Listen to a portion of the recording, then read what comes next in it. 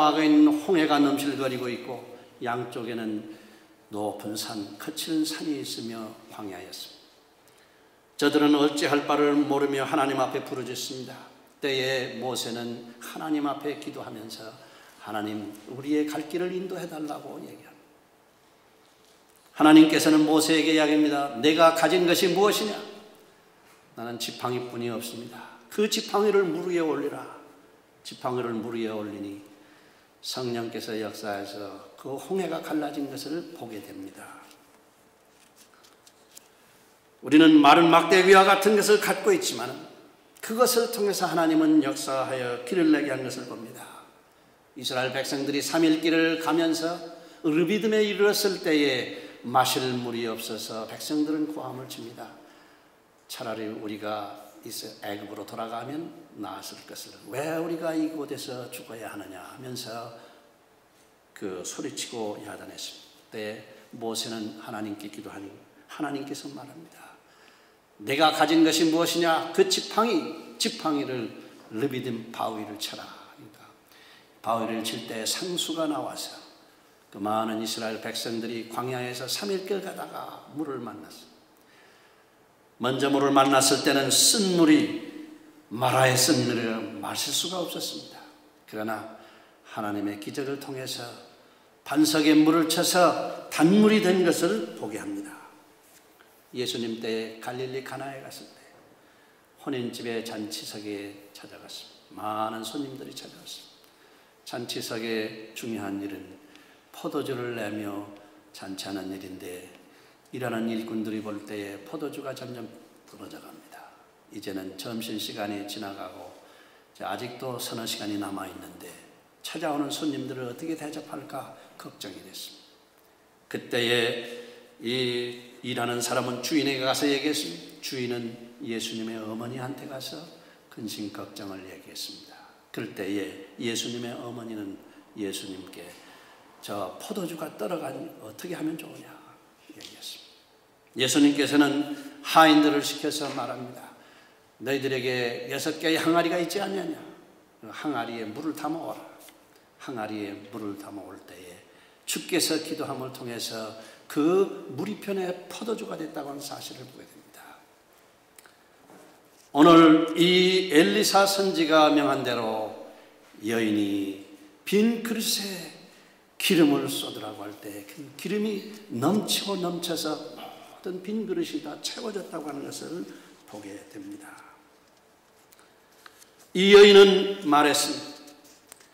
그가 혹시 빈 그릇을 가져오라고 할 때에 어떻게 얘기했습니까? 한 달 전에 빌려온 가루단지가 있는데 그 가루단지에 가루가 없어서 그대로 돌려보내지 못한 빈 가루단지가 집에 있습니다. 그런데 어찌 우리가 빈 그릇을 빌려올 수 있겠습니까? 지난주에 빌려온 기름병이 하나 있는데 기름을 담을 수가 없어 빈 병으로 있는데 어찌 우리가 빈 병 많은 그릇을 빌려올 수가 있겠습니까? 이렇게 대답해야 되는데 그러나 이 여인은 엘리사 선지의 말씀을 들었습니다. 그는 순종하여 나아가서 이곳저곳에 가서 그릇을 빌려왔습니다. 반지를 빌려왔습니다. 양은 그릇을 빌려왔습니다. 사발을 빌려왔습니다. 큰 병을 빌려왔습니다. 빌려온 곳마다 그 차고 넘치는 기름을 보게 됩니다. 순종이라고 하는 것, 우리는 믿고 순종할 때 여기에 놀라운 기적의 역사가 일어나는 것을 보게 됩니다. 동시에 믿는다 할지라도 이것이 신앙적으로 활성화되며 순종의 아름다운 행동의 의를 이룰 때 마치 헤아릴 수 없는 그 기름이 넘쳤던 것을 봅니다. 이 여인은 이제 엘리사 선지 앞에 가서 이야기합니다. 우리 방 안에 그릇마다 기름이 넘친 이 기름을 어떻게 하면 좋습니까? 그때에 엘리사 선지는 말하기를 너는 그 기름을 시장에 갖다 팔아서 먼저 내가 빚진 것을 갚아라. 그리고 나머지를 너희 아들과 더불어 살아라. 이렇게 얘기했습니다. 이 여인이야말로 감격하면서 하나님의 놀라운 축복에 받은 것을 얘기합니다. 특별히 80세가 된 사도 바울, 그는 하나님의 말씀 안에서 빚진 생활을 많이 했습니다. 그는 말하기를 로마서 1장 14절에 나는 헬라인이나 또는 야만인이나 어리석은 자나 지혜 있는 자 모두가 내가 빚진 자로다. 그가 어떻게 빚을 갚을 수가 있었다. 그는 이방의 임금들이나 또는 많은 족속들에게 이방인들에게도 복음을 전가할 수 있도록 하나님이 세워주신 귀한 선지자, 말씀의 사역자입니다. 복음의 빛을 들고 가는 은혜스러운 주의 전도자입니다. 그가 빚진 생활을 하는 것을 통해서 하나님께서 그 복음의 빛을 갚을 수 있는 길을 열어준 것을 봅니다. 고린도전서 9장 16절에 보면 내가 이 복음을 전하지 아니하면은 나에게 화가 미치리라고까지 했습니다. 그는 특별히 디모데에게 말하기를 사랑하는 아들 디모데야, 너는 때를 얻든지 못 얻든지 언제든지 복음의 빛을 전하라 그랬습니다. 하나님께서 이와 같이 사도 바울은 디모데와 더불어 동력자와 더불어 복음의 빛을 아름답게 전하였습니다.